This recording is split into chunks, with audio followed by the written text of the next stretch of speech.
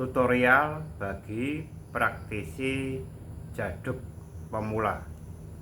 Gunakan pisau dengan tingkat ketajaman sekitar 40%. Pisau ini ketajamannya sekitar 40% saja, sedikit di atas pisau tumpul atau pisau sulap.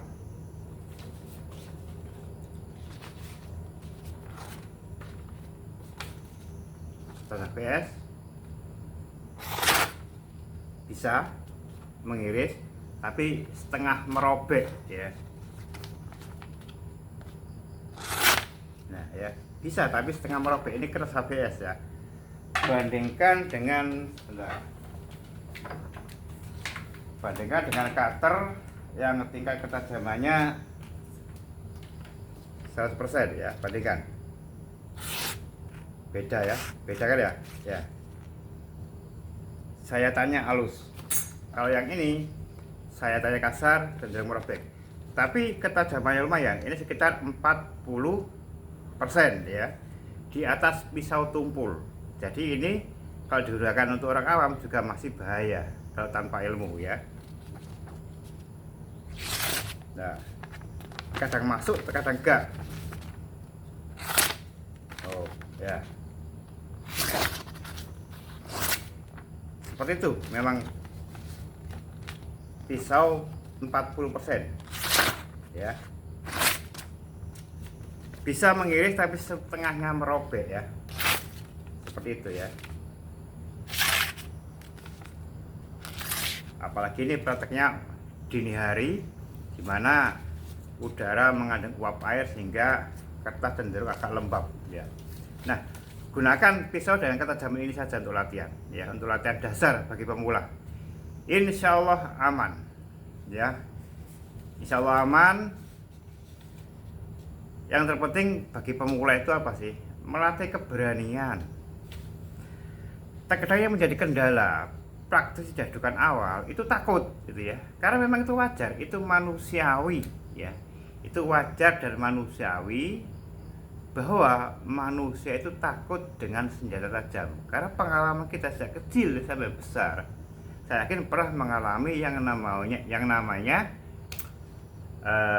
tidak sengaja terluka oleh pisau ya, dan itu membekas menjadi sebuah trauma di alam bawah sadar, sehingga secara normal memang manusia itu takut dengan senjata tajam. Makanya bagi pemula, gunakan pisau dengan tingkat ketajaman sekitar 35-40% ya. Bisa iris, cuma kasar dan cenderung merobek ya. Kasar dan cenderung merobek ya. Nah, ya kan ya. Kasar cenderung merobek, masih bisa ngiris. Kalau yang 30% ya, yang 30% yang bisa sulap atau tumpul itu sama sekali ya, sama sekali betul-betul nggak bisa. Walaupun kayak kasar kayak tadi, nggak, sama sekali nggak bisa.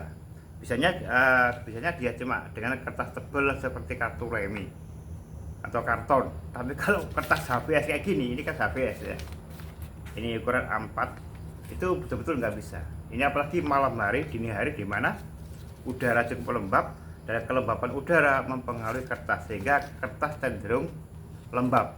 Nah, kertas yang lembab itu kalau diiris dengan pisau yang kurang tajam itu cenderung nggak bisa ya, cenderung nggak bisa. Beda kalau ini tadi, kalau pakai cutter ya, pakai cutter ini kan tajam, ya enak saja ya. Walaupun lembab, kalau pakai cutter ketajaman tinggi ya enak saja. Tapi kalau untuk ketajaman rendah ya, di bawah ketajaman di bawah sekitar 80 ke bawah, itu kalau kertasnya agak lembab itu sulit untuk di slice. Terkadang tatek siang hari saja ya, kalau memang menggunakan senjata yang kurang tajam. Kertas kalau agak kena uap air itu seperti itu. Nah, untuk teman-teman pemula ya, gunakannya aja ya, pisau dapur, pisau stainless kayak gini ya. Kita untuk jadukan itu tidak mendasarkan pada senjata apa yang digunakan. Yang terpenting tes ketajamannya. Walaupun pisau dapur sekalipun, jika dia mampu slice plastik dengan enak, itu berarti dia tajam. nggak kalah sama cutter. Jadi jangan tertipu atau tersesat oleh pemikiran bahwa kalau cutter mesti tajam, ya kan? Karena apa? Karena dengan trik sulap tertentu, cutter juga bisa dibuat tumpul gitu loh ya.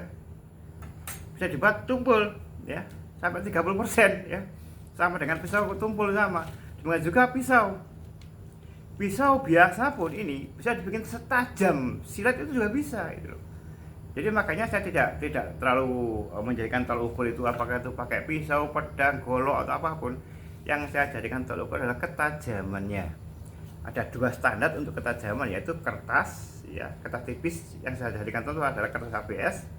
Ya bisa Anda gunakan kertas halaman buku juga sama tipisnya. Ya, kertas folio, kertas fotokopi itu juga sama ya. Dan standar kedua adalah slice plastik. Nah, bagi yang senior itu minimal slice plastik. Kalau slice kertas kayak gini itu bagi pemula, bagi junior gitu ya. Demikian ya tutorial PhD kali ini terkait dengan dasar-dasar paling kebal bagi pemula. Sekian, terima kasih.